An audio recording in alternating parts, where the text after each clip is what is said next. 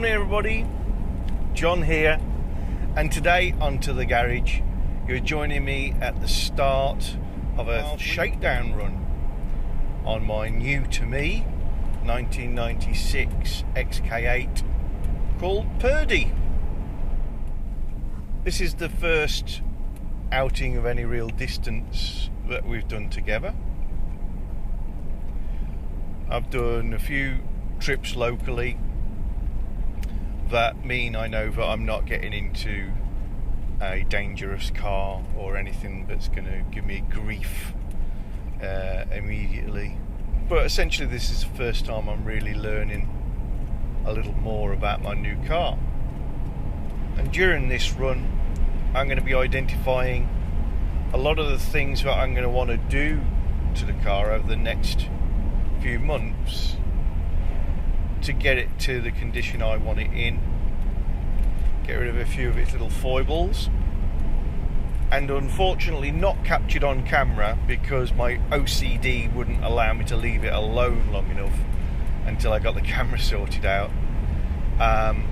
One of the pieces of veneer, the one with the instruments in it, the main instruments, was badly positioned, which meant that there was a mismatch in this join here, and that was the veneer itself, the aluminium panel that the veneer is attached to had become detached at the bottom from the black plastic that forms the cowls of the instruments, and the clip had fallen off inside the instrument panel, and I refitted that.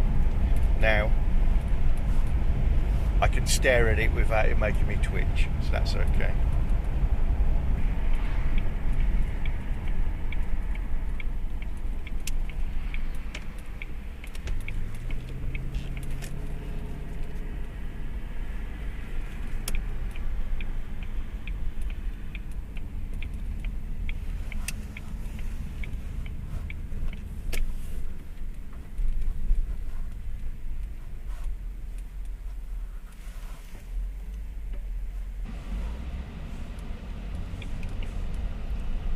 This is an example of particularly poor motorway services layout, of which we have plenty.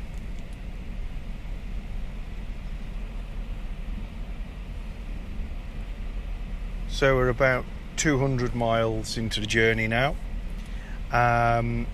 So what are the items that have popped up so far? First is that fuel consumption is pretty decent. What have we got? Let's just check the trip computer. This is showing an indicated 27 miles per gallon.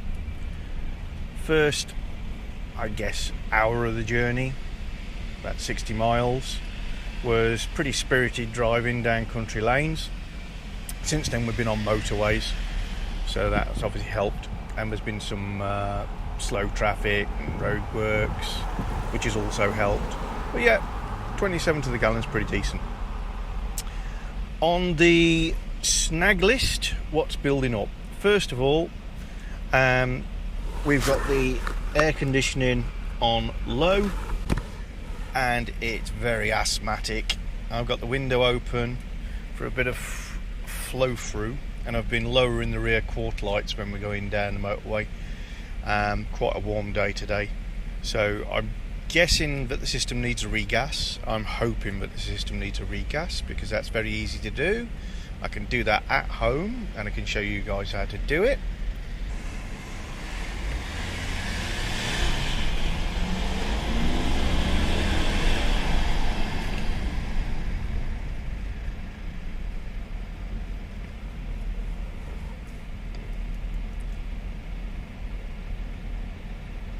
Even Jag Power can't get you out of this traffic.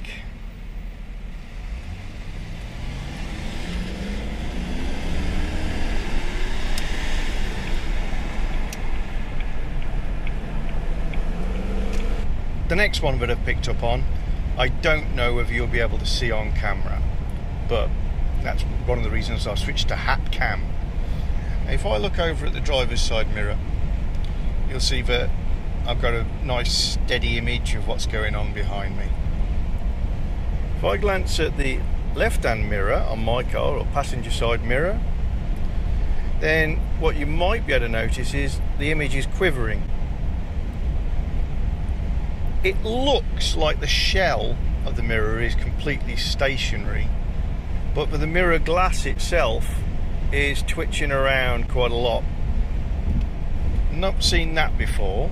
I don't know if it's the clips on the back of the mirror glass are worn or not holding on to the mechanism correctly, or the mechanism behind the mirror has become loose. That's another one to look at. It's not too big a deal, but it makes looking behind you a little difficult at speed because everything starts to get a bit blurred. All of the instruments appear to be operating properly. I filled up the fuel, and as expected with these cars, it stopped precisely on the full. The temperature gauge I wouldn't expect to move unless there's a problem, but it's calibrated correctly, as in the needle at its normal position points at normal. The battery likewise is a stepper motor based gauge, so I'd expect nothing other than 13 unless there's a problem, but again calibrated correctly. Same with oil pressure, which is actually just based on a switch, so that's just going to show good oil pressure or no oil pressure, and the clock's working just fine. As with the previous car PJ, the interior vents are broken. This is a really common problem with these cars. The mechanism at the back is not the strongest. It becomes a little embrittled with age and the heat and cold flowing straight over them, and on mine it even managed to, with the air blower turned all the way up, spit out small components at me. So I know that that's something I'm going to dismantle and work on. This morning when I started this journey, there was quite a lot of squeak and chatter from the trim, so at the back of the centre console and the sides of the driver's seat. I think that's mainly the sound of leather twitching on the plastic parts, and that seems to have subsided almost entirely. I don't know whether that's because the interior's come up to temperature or something settled.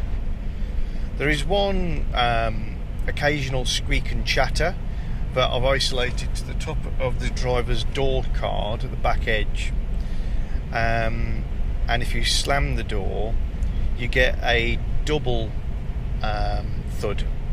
So I know that that's a clip at the top right of the panel as I'm looking at it now that is either broken or misaligned in some way, not attached to the door. So the door panel will come off when I get 5 minutes, and that should be a relatively straightforward bit of refurb or reclipping. The mystery voices that I thought were in my head have now been isolated to a badly fitted button for a quite expensive installed sat-nav system, and the button that triggers it is on the side of the glove box aperture, and sometimes when you close the glove box itself brushes the switch and activates it. So the connection with these random voices I kept hearing was me closing the glove box door or just moving the trim around the glove box door sufficiently to just tap this button, which is just in the point of contact and has a bit of a hair trigger. So if I just reach over now and open the glove box, then the button is just where I'm looking, and if you touch it, guidance not active. Guidance not active. That's good, because I haven't got a guidance system, I thought. So that's a fully integrated system that uses voice commands, and you would press and hold that button to be connected to an operator who you tell where you want to go, and that's programmed to your car and takes you there, and is also integrated with a full tracking system. I didn't know I had that. I need to investigate what functionality that's got. Is it well and truly out of date and no longer a valid system? How much would I have to pay to use it? And do a bit of research on whether it's really worth having a sat nav that essentially has no map. Guidance not active. Calling the SmartNav control center. The mobile phone network failed to connect your call. SmartNav is trying again. Press and hold your SmartNav button now if you wish to cancel. Your call request has been cancelled. So that's what's going on down there. And that system, obviously you make use of this little microphone that's velcro to the A-pillar. The brakes are exactly the same as in my previous XK8 PJ, which I know to have had all its braking system in good working order, in good condition, and that is to say that the brakes are completely adequate. They're not the most inspiring things. They will stop you from any speed. It's not an issue there, but they really don't have the bite that you'd like a car this powerful to have. And so I know they're in good condition, but only because of my previous experience with these sorts of cars. So I think I'm going to do an upgrade on the brakes. I'll let you know more about that when I know more about that. I don't think I want to go all the way up to Brembo's, because that would mean different wheels to clear the brakes, and I don't want to do that. I like the car as it is. But yeah, an upgrade with existing diameter brakes. Let's see what we can do to pull this thing to a halt in a more sporting fashion. We're about 280 miles into the trip now, still averaging 27 to the gallon. I'm not hanging around, so this is no economy drive, this is no hypermiling. It can definitely give more than this, so I'm anticipating, with a little bit of care and a few carefully chosen tweaks, this is a car I could regularly get 30 to the gallon out on a long run. So I'm very pleased with that. I'm finding the seats in this car to be more comfortable than in the previous one. I'm going to put it mainly down to condition. The classic of the previous car versus a sport of this car theoretically makes no difference. The difference cosmetically is the trim.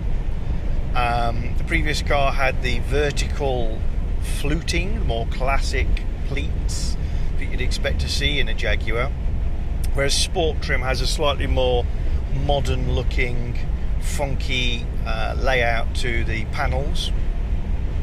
It also has a black stitching in contrast to the cream leather, and it has perforated leather panels, which obviously allows things to breathe a little bit more, as well as looking a little bit cool.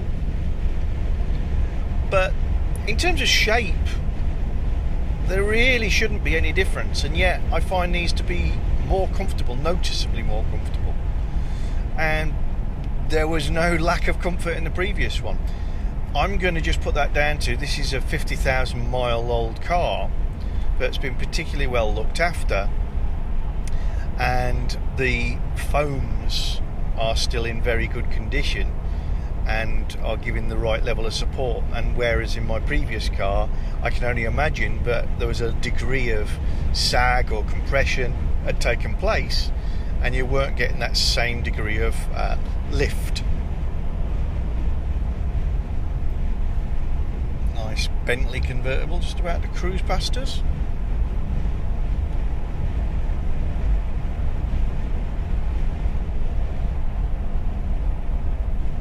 Very attractive car.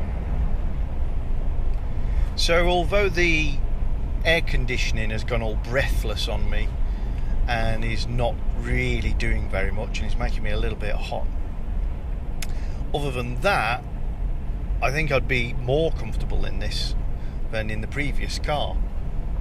Wind noise, all the rest of it, just as subdued as is in the first car. Very pleased with that. Obviously I actively chose this car based on condition and its looks, and the sport trim is something I wanted to go for because it's so different.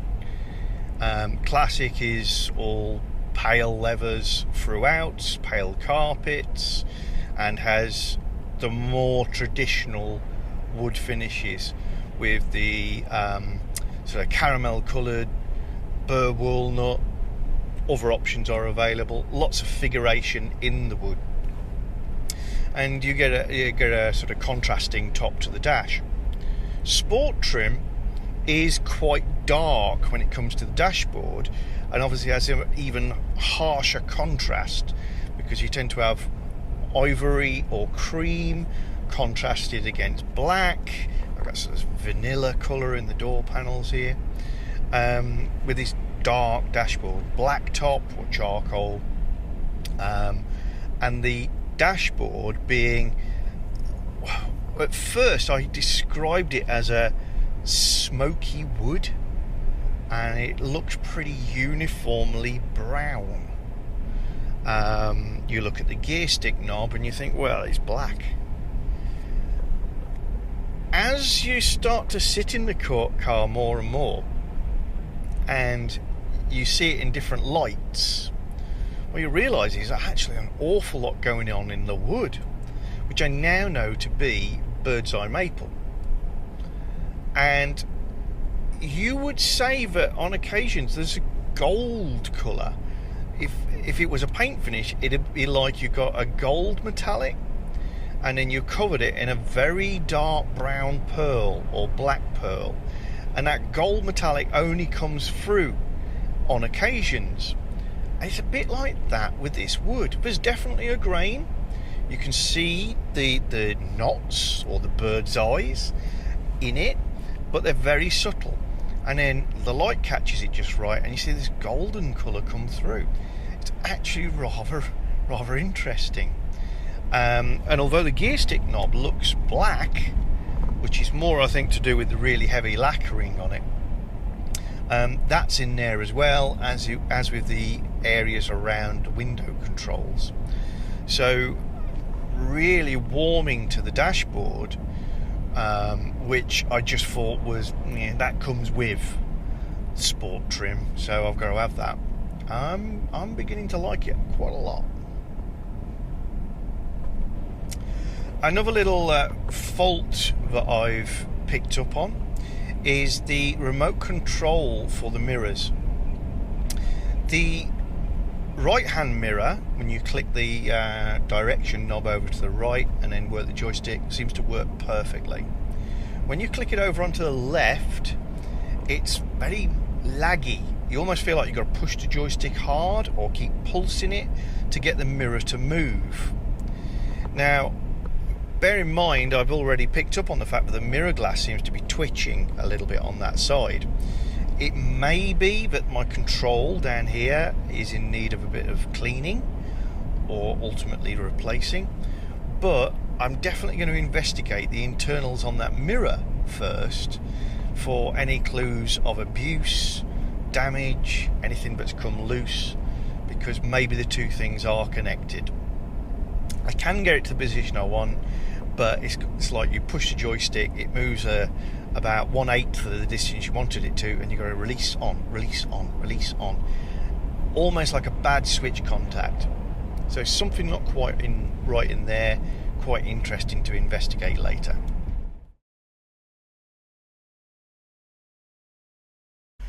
Just had a lovely bacon sandwich. It's time to actually put the roof up now.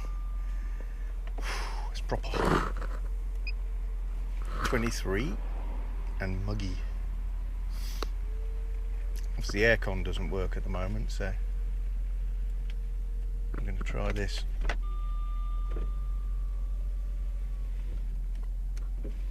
Windows back down, and we're a pillarless coupe. Let's try that for a bit.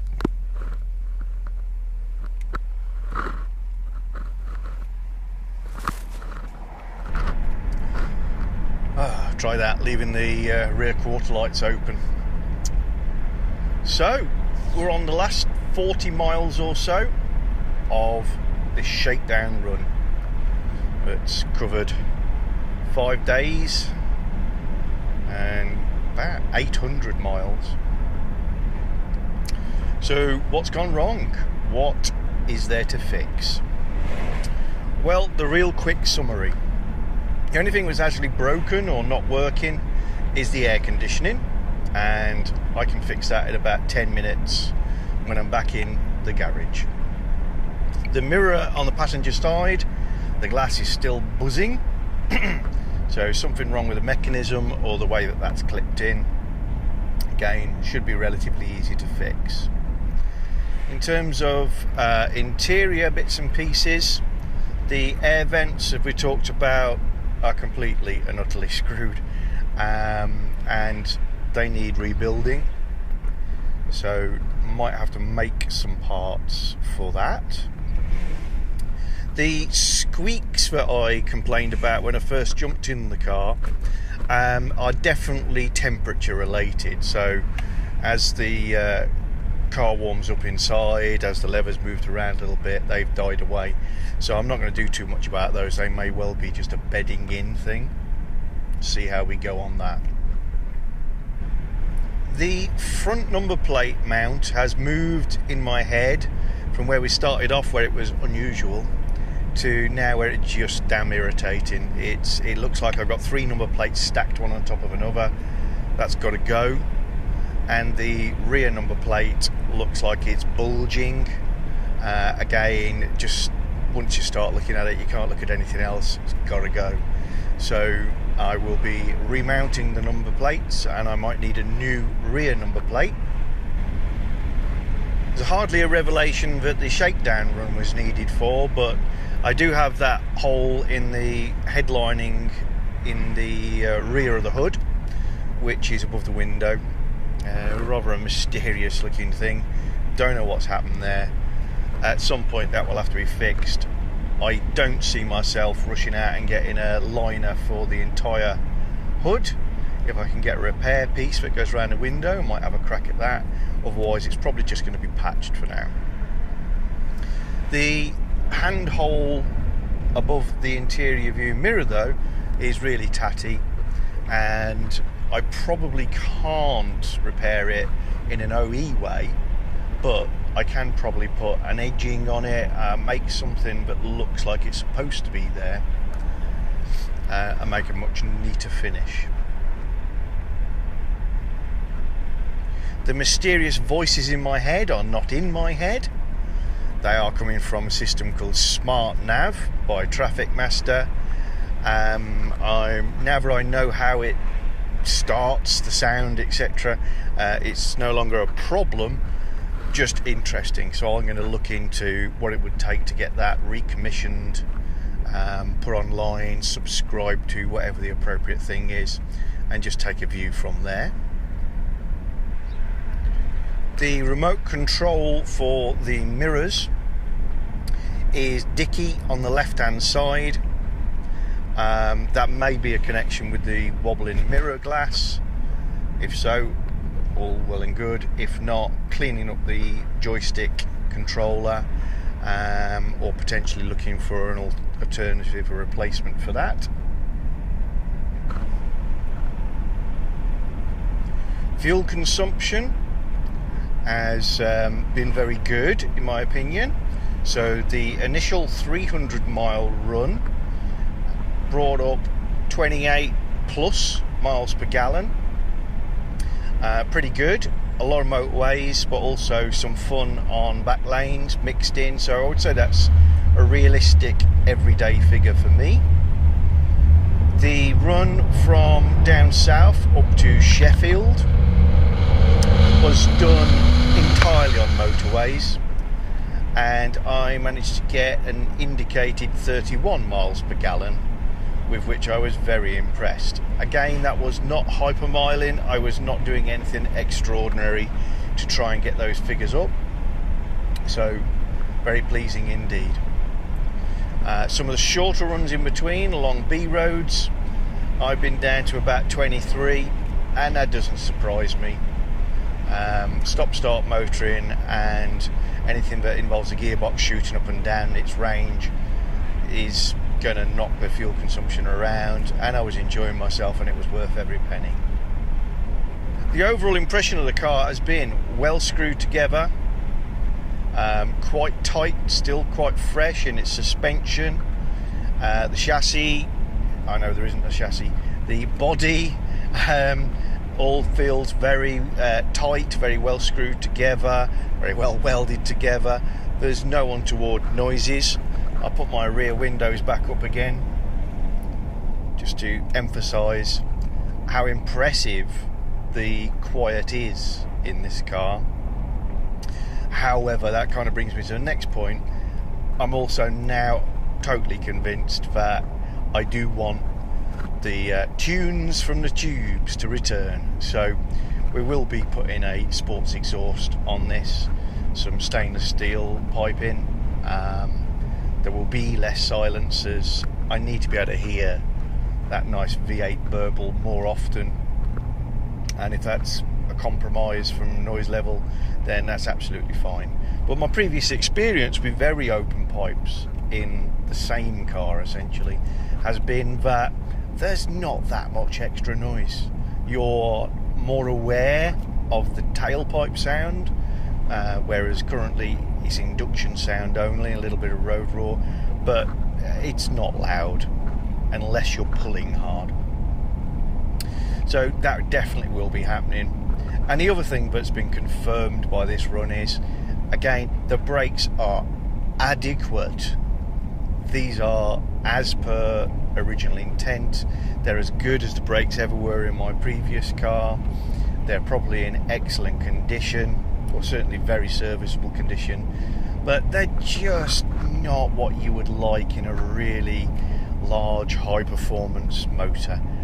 The A-pillars do have slightly wrinkled cloth on them.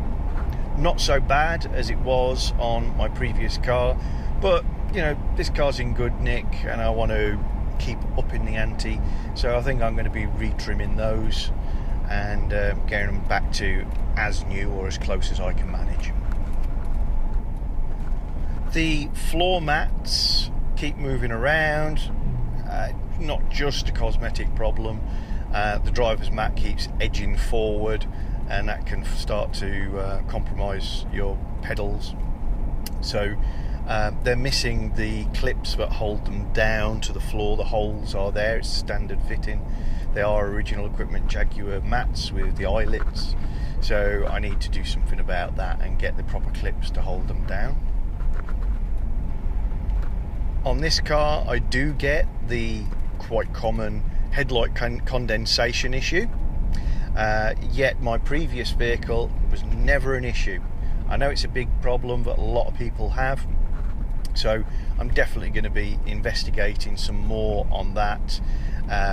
I'm aware of the mods that can be done to, in theory, get rid of it. I'm not sure that they are 100% successful, so I might be doing my own little spin on that. And I do have some damage to my reflectors inside the headlamp unit, so again I might be seeing what I can do about that as part of a project. The one problem that I had expected to highlight on this run was in the first couple of weeks of ownership I managed to get a gearbox fault come up on my dashboard, and the gearbox went into a form of limp mode. It wasn't too bad, it just basically a restricted gearbox performance. As soon as the car was turned it back on again, we were back to normal. I don't think it's a gearbox fault at all.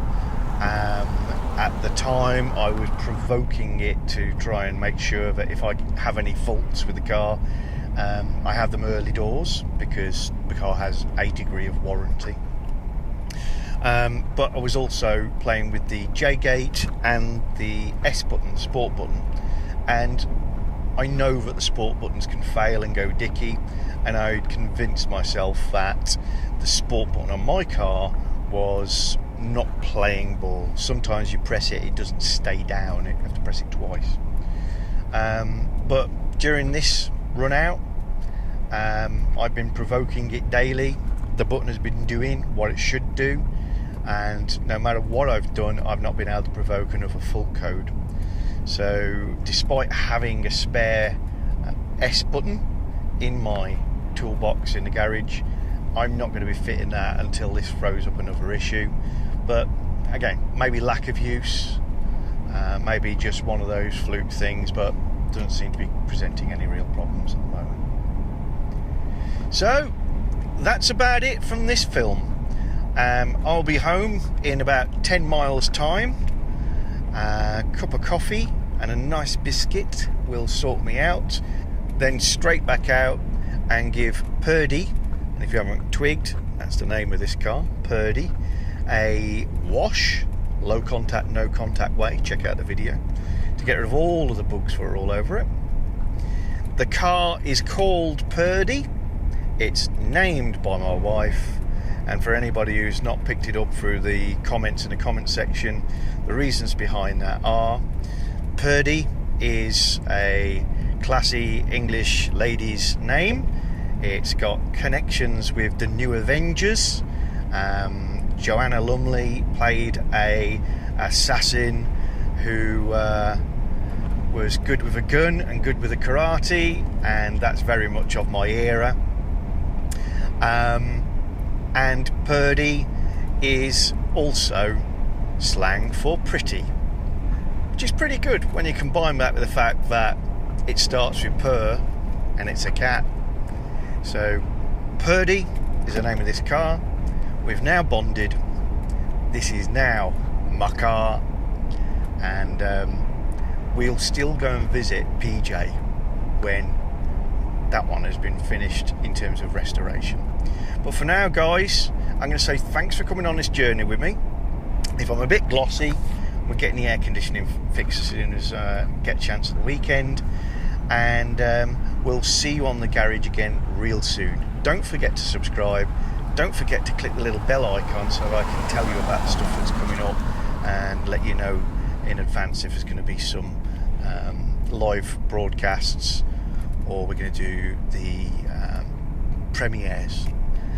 It's really warm in here. My brain is slowing down. So see you soon.